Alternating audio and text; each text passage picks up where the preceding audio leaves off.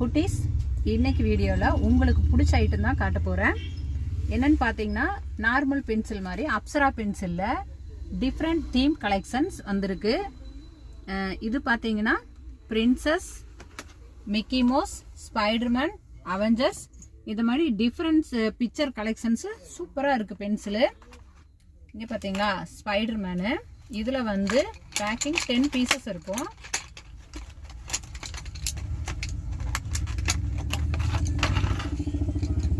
Ten பீசஸ்லேயுமே வருங்க different Spiderman pictures உள்ள பென்சில்லையே இருக்குது. சூப்பராக இருக்குது பார்க்குறக்கு. அடுத்தது எரேசர், ஷார்ப்னர். இதுவும் எரேசர் தான்.